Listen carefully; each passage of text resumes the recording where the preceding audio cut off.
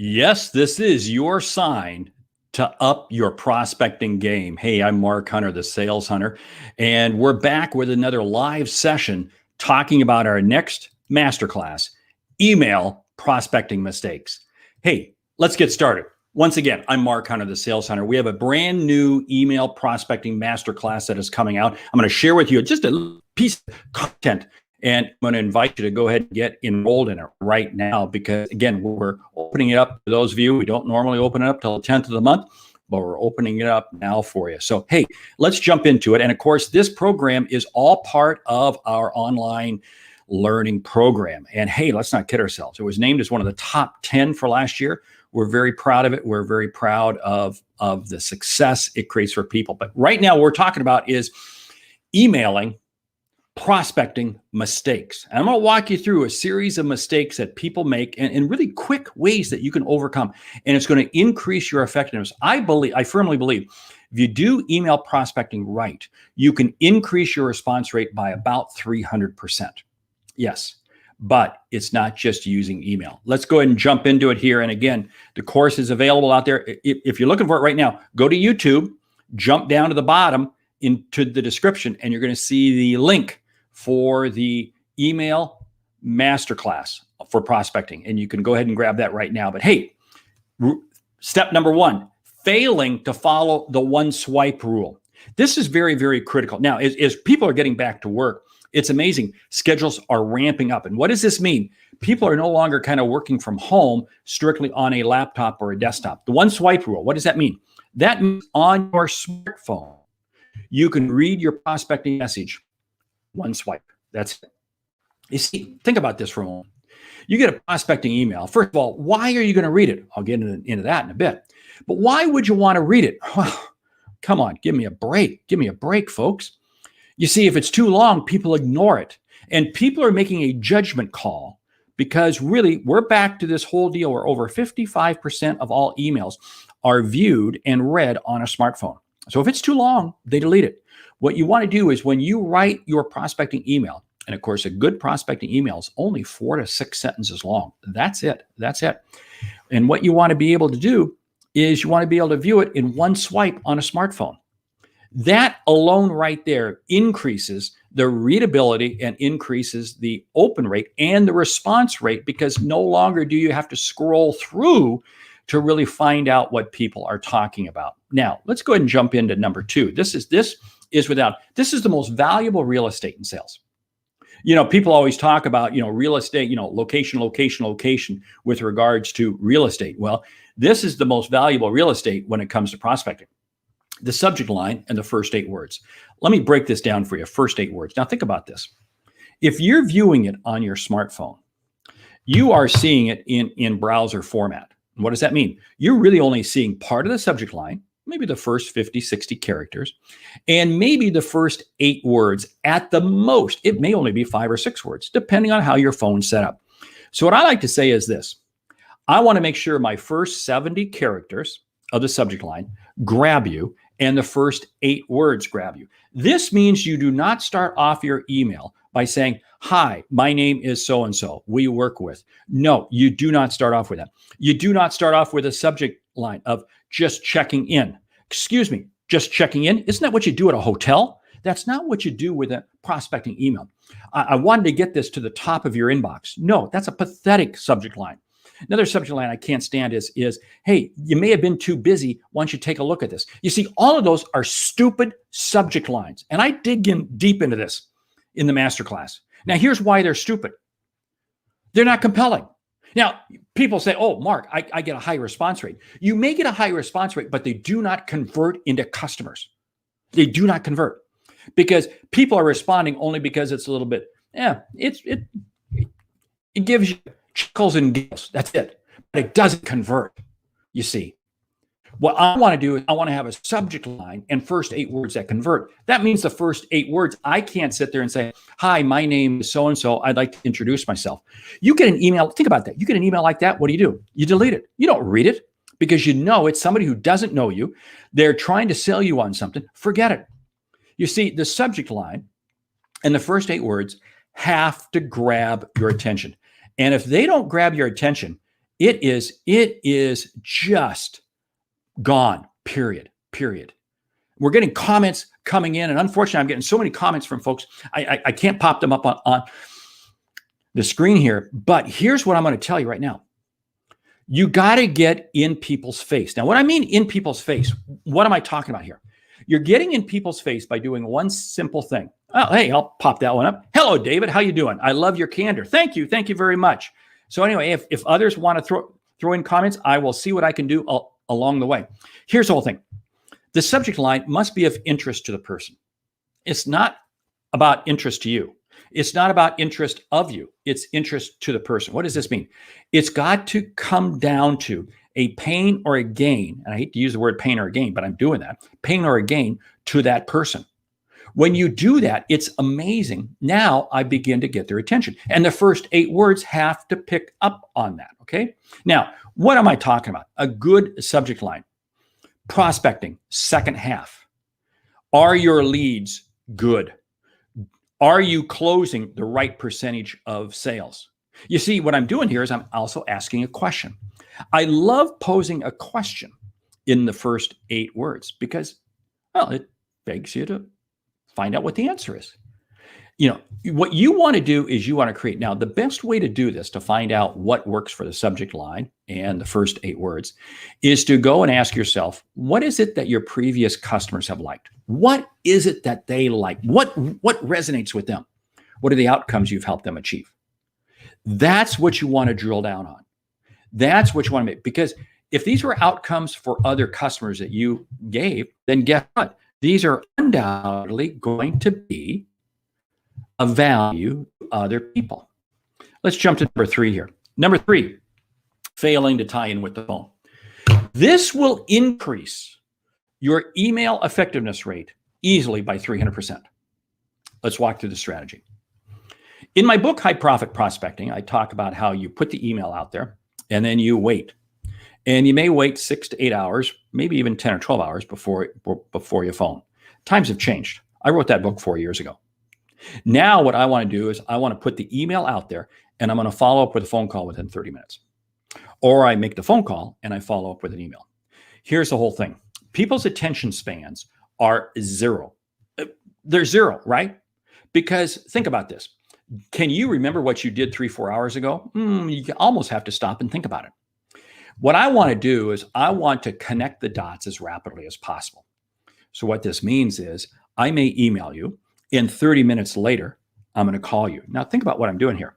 By calling you, I'm raising the urgency level of the email I just sent you. That is huge. Because again, emails that don't have urgency wind up going to the bottom of the pile. And also, they don't get remembered. You see, you may have seen my email come in, but you chose not to do anything with it. But now I call 30 minutes later, and I get it. You don't answer. I know. Right. Goes to voicemail. But maybe you check voicemail a little bit later on and you go, oh, wait a minute, that's that same person. You see, what am I doing? I'm creating a higher level of urgency because the voicemail builds on what the email was about. This is very important. The email might be, hey, how are you doing in terms of closing your leads? What's your qualification process? How many of your prospects are really good prospects? Yes. You see, what I'm talking here is about saying, hey, how do I get you engaged? So then I call you up and I leave you a voicemail. Hey, I've got some new information on how to really help people understand how to close better. Thank you, Michelle.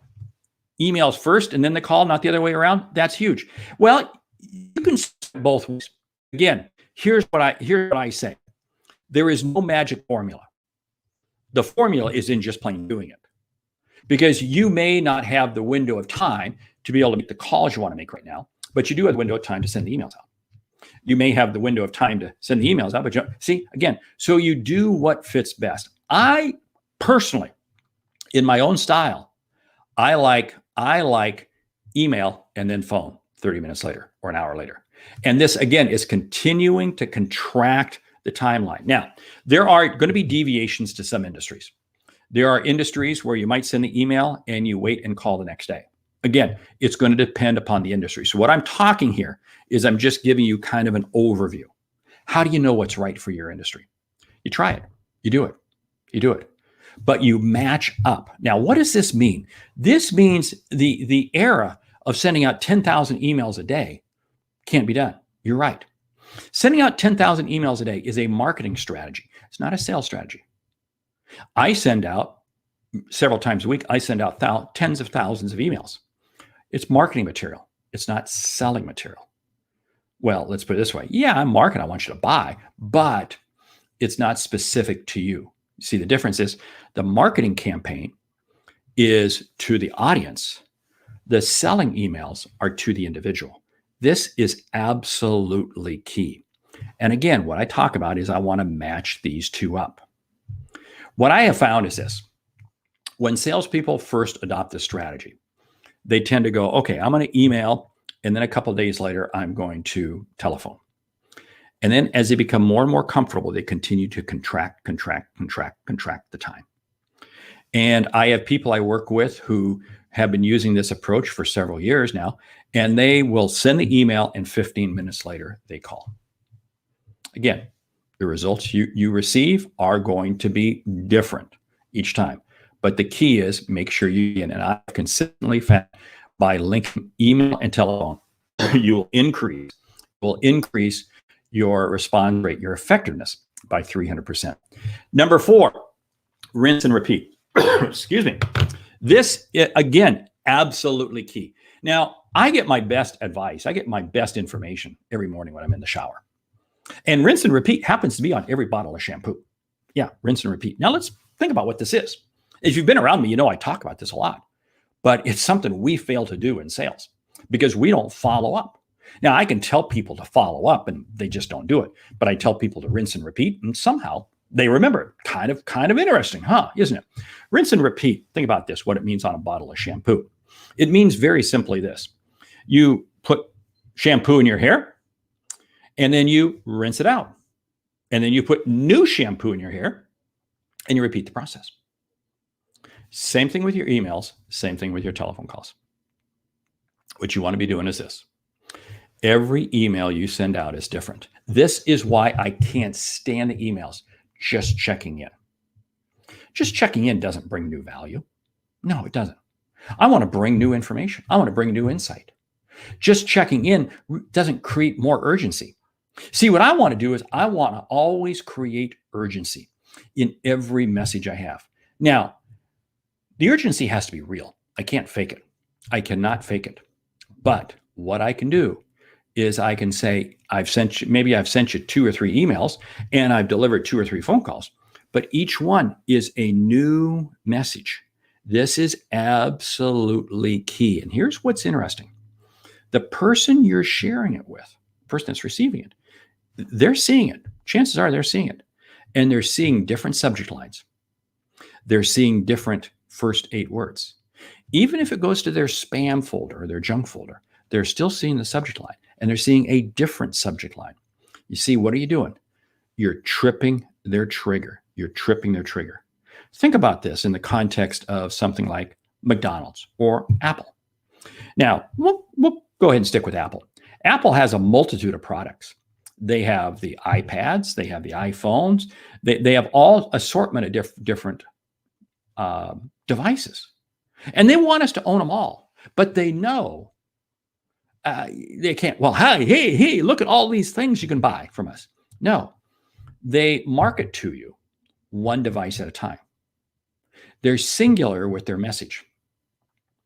Think about this. If somebody like Apple has to be singular with their message, what does that tell you? Singular. But also, if you notice Apple, they may go with the iPad for a few months. Then you see in the advertising that they're doing, they go to the iPhone or they go to the App Store. They go to something else. You see, again, they're rinsing and repeating. And again, if somebody like Apple has to be doing that, you need to be doing that too. You see, I can't stress this enough. Rinse and repeat. Let's jump to the next one here. Automation has its limits. Oh, please, people. This one drives me nuts. Now, automation is wonderful. It's a great process. It's a great process. And I've had many a conversation with heads of marketing of various companies. Oh, we automate all our emails. And that's great from a marketing standpoint. But from a sales standpoint, you can lose focus very quickly. Now, let's break automation down. There are tools such as Constant Contact, MailChimp, Keep, HubSpot, any number of tools out there that you can use to automate your emails. And they're great. In my own company, we use several of them. And I work with other companies, a lot of my clients, and I recommend tools to them. But you have to understand the limits of them. Here's where it starts to break down. Where it starts to break down is this. I can just go ahead and send this email out, push, click, click, click, click, and send out even more emails. You have to be careful of the emails you send out. You have to be careful. Because if you email people too frequently, they're going to turn you off. But more importantly, what is the message? Because it's an automated email, there's a natural tendency to go longer. Now, marketing copy, I can go longer. Sales copy, I can't. But see, just because I have an automation tool, there's a natural tendency that I'm going to go longer. No, stop. The other piece that really comes into play is people say, well, gee, it's really great because we can personalize it. We can put the person's first name in there. Here's the problem with that. I guarantee it, probably about 10 to 15% of the first names you put in, oh, you're pulling it off of their email, you're pulling it off of the form that they filled in, is incorrect. Is incorrect. Somebody may have the email Stephen at, but they really go by Steve. So every automated email they get comes addressed to Stephen. Now, what's that telling? That's not personalizing. That is not personalizing at all. Give me a break. Yeah, that's offending me. I see this all the time. So what I like to do is I will personalize it in my one-on-one emails. Then I know, hey, I know that's not Stephen. I know he goes by Steve. Or I know she goes by Allie when her name is Alexandria. All of these various nuances. You see, what happens here now is when I get the person's name right, it's amazing how much more credibility I have. It's amazing how now my email comes through. Now, you can sit there and say, Mark, our marketing team sends out automated emails and they include first names. Okay, fine. There's nothing you can do about those. Don't sweat bullets over it. But what you want to do is contrast yourself differently by having it be that person's first name. Now, here's a magic trick. This is the magic trick in first names. You want to put the person's first name in a sales email twice. I, about 50% of the time, will put the person's first name to start off the email with. 50% of the time, I don't. Again, I'm trying to create variety from a rinse and repeat. But B, what I'll do is I'll put the person's first name in again further down the email. Now, in the masterclass, we go through and I break out how you put together a good email. And it's only 4 to 6 sentences. And it's broken down into really just 2 to 3 paragraphs. That's it. And each one double spaced. And surprisingly enough, I can view it. That first sentence is really about you. It's helping you see an issue. It's the second sentence or the third sentence is where I'm introducing myself. Hey, I'm Mark Hunter. We work with companies. We've worked with companies a lot like yours to help them solve this issue.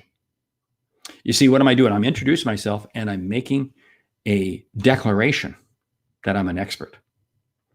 And then the third sentence might be, Steve, looking forward to hearing from you. And I'll share with you this additional information. See, what am I doing there? I've used his first name again. And again, what happens here in the automation emails, we tend to have this wonderful call to action. Click here to get this report. Click here to get that. Click here to get this. What I want to do is I want to have a phone call. You see, again, this is how I take my email response rate from such a low number. Let's not kid ourselves. 1%, 2%, up to 4, 5, and 6%. Now, again, I can't sit here and say what the exact numbers are that you're going to get because, again, everybody has a different list. But what I'm saying goes back to what I talked about earlier. When you do email right, you are going to increase your response rate by about 300%. Hey, I told you about this early release This is the URL. I know it might be kind of hard for you to see, but it's learn.thesaleshunter.com /P/email -prospecting. You can grab it right now. We just opened it up here just a few hours ago for this course. For this class, and it actually goes live here this next week. You can jump out to YouTube and you can catch it in the description there too. But you can go ahead and download that right now. Get involved in that class. You see, here's what I'm going to be talking about in the next several live sessions I'll be doing right here again on YouTube and Facebook. I'm going to be sharing with you more content, more ideas. My weekly emails, you're going to be getting more ideas. But the idea is I want to get you where you say, yeah, I am taking my email strategy, my email focus, my email results to the next level. And that's what you're going to be able to get to, especially if you jump in and take the masterclass. Because here's the whole thing. We don't need more rain barrels.